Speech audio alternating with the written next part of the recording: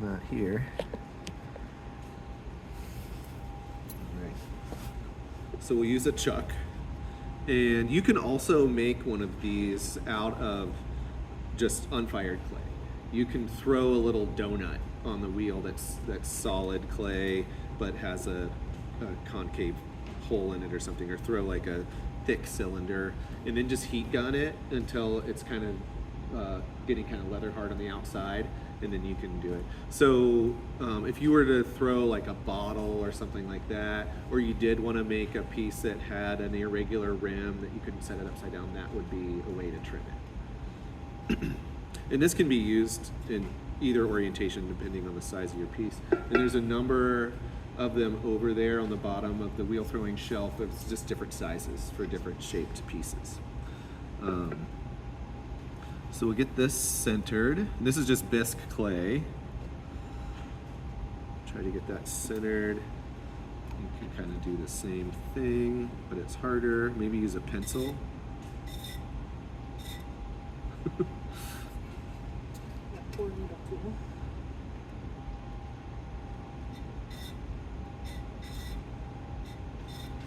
This chuck is a little wonky.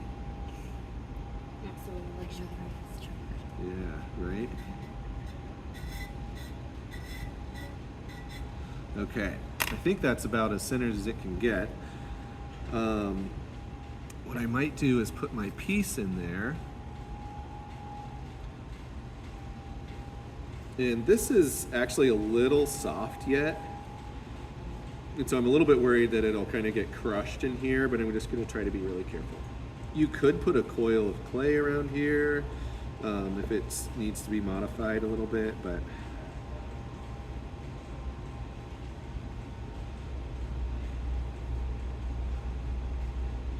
so then the other challenge, not only does it have to be centered this way, but it needs to be parallel with this surface. And so you have to kind of eyeball that at first, and then a level. Well, this would have to be perfectly level, but the way to do it is this here, similar to how we were getting it centered. If you drop your needle tool down slowly, so that tells me that this is high and this is low. So I can come in and just adjust it like that, smooth that out, and then check that again.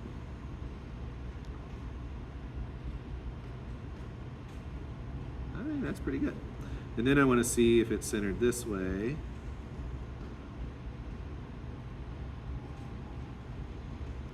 And so it's a little bit off here.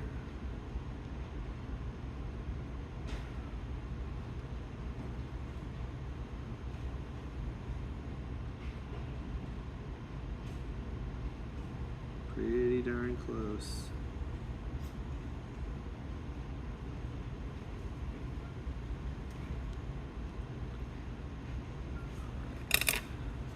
Now I want to hold this chuck in place and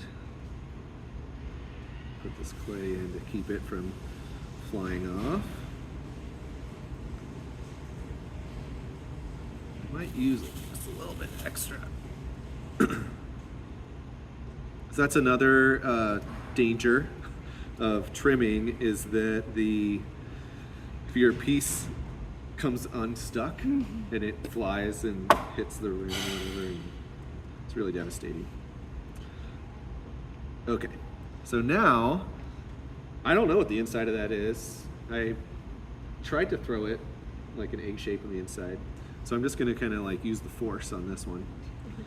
I'm going to try to make sure that this is relatively flat.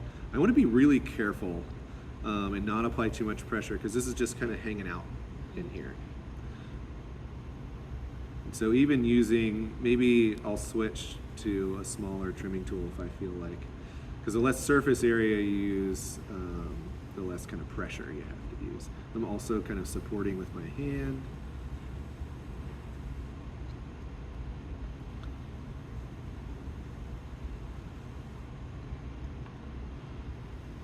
See how this clay is like sticking to the tool a little? It's because it's wetter.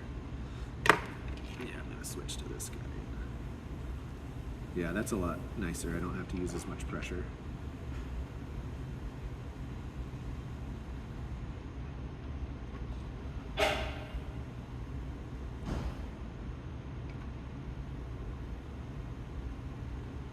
So when I threw this egg, I tried to make the wall the thinness I wanted, you know, starting right above where that excess clay was. So I know I don't really need to trim much beyond that.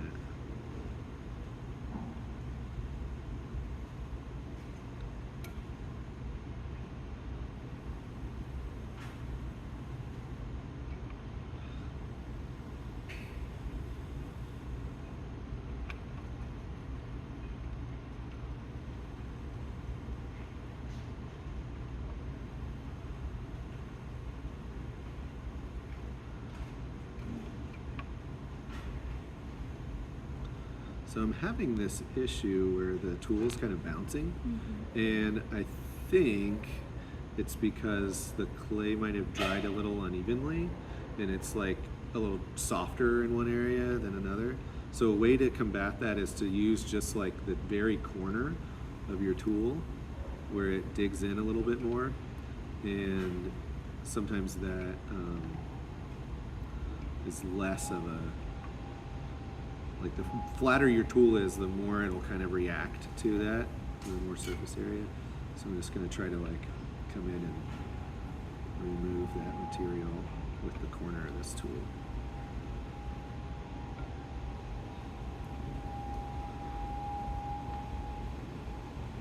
Yeah, that helped. So a lot of working with clay is just like paying attention to how the clay is reacting and then modifying what you're doing until you guys get on the same page. You and the clay, that is.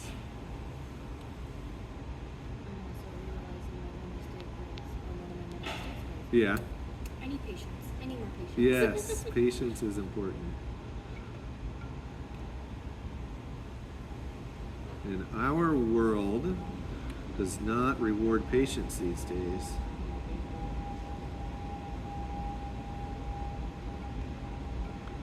Our world is almost actively trying to train patience out of us. Oh yeah. I know, I have been really good at not looking at Instagram, but then like recently, like the past week, I've spent a couple sessions. It is just like so clearly horrible how it makes me feel. It's just like, oh yeah, I remember why I got off of that thing. It's harder when you have a following. Like Ren and I talk about it because Ren deleted the app. I'm so jealous. But that's like how I keep in contact with a lot of my friends. And also, I have a relatively large platform. How big? I think 1,200. Woo! I got 200. Yeah. Well, I had like almost 5,000 followers, and then I just stopped. I generally stay on Tumblr where the numbers don't matter and the committing to the bit is all that people care about. I have a lot of people who follow you like for updates on like commission work and like my snake and everything. It's tricky. Yeah. So at this point, I'm just trying to think of egg shape. So I think I want to remove a little bit more, but I'm getting close. I also kind of want to think about the shape of my bowl. You could go for more ostrich steak. That's more oval. Yeah.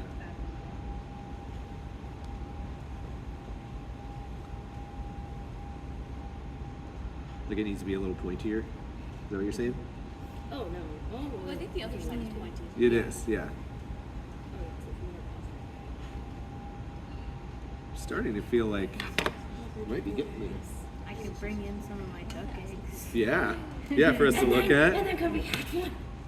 I don't have a guy. Damn it, that's right. That was just about perfect. Oh my god. It's like you gave it a perfect little hat. Yeah.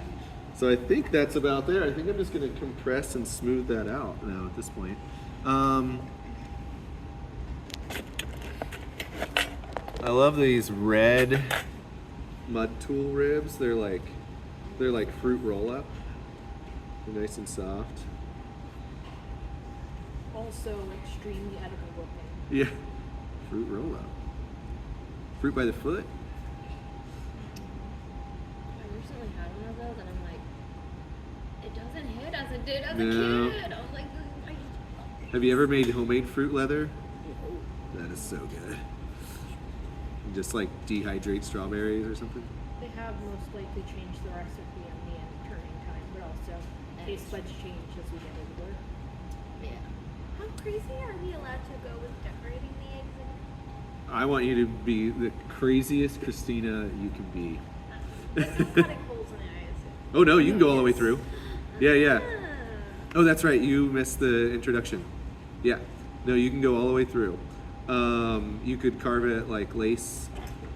That'd be Yeah. Because, I mean, I've been doing little nightlight stuff, so if I could continue in some capacity. Yeah. So one thing to consider though, like as soon as you pierce the clay, you're revealing the thickness. And so if you did trim it, like really, like left it really thick and at the bottom or whatever, you know, that will become apparent. And then how do you deal with that edge? So that's just something to keep in mind. How big of a hole do you think we should put in the dough for? Oh, to keep it from exploding. Exploding. I think something this size could have a like 1/4 inch or less sized hole. So I think I'm about there. Should we see what it looks like? Oh, it's a little wide, a little flatter on the bottom, but I think that's the size of my bowl. Egg. Large egg. It's a very specific egg. Wow. Yeah, that's pretty, Perfect. that's pretty good fit. Yay. Cool. Dinner is served. So now I have to carve my egg, huh? So here's another thing that, I'm sorry that your clay is so gritty, but carving with gritty clay does not lend itself to lots of high detail, just because you've got all these chunks in there. Clay boogers. What's that? Clay boogers. Clay boogers, yes. So, like this porcelain will be a dream to trim. It was a lot harder to make that egg though. Last night I was like struggling because it's just floppy. It doesn't have as much structure to it. The grog does actually, even though it hurts your hand, it does actually make it easier to throw on certain levels. Okay, so you saw like I made this little nest so I could turn my egg upside down. So you will need to like have some way of holding that upside down without deforming it. I recommend you get some pho and some bubble wrap and have your pho for dinner, and then, or actually, I learned it's pho. It's like a 2-syllable word. Are you sure? Well, last time I went to the pho restaurant, that's what the person said, and they seemed to be authentic. So I don't know. This new one on Williams, just like up the hill from here, it's called, I don't even know what it's called, because the sign just says like pho, bubble tea, and something else. Sounds good. Yeah. If we're chomping at the bit to get to throwing, is there anything else in the demo? Oh no, that is it. That's the demo. Okay. My skin got pretty. I mean, I have pretty like delicate skin to begin Uh-huh. with. That it's kind of sensitive. Would it be too weird and obtuse to use gloves? No. Okay. No, actually, someone else wore a glove last week because it was like really chewing up their hands. Yeah, I kind of broke skin on my face. Because of the grog in it? Yeah. No, that's fair. And that's fine. And there should be gloves over there by the first aid kit. If there aren't any there are some just inside the flex space That's classroom great. that's just around the corner. Yeah, it's totally fine. I will also say that nail polish on helps because some of my nails wore away.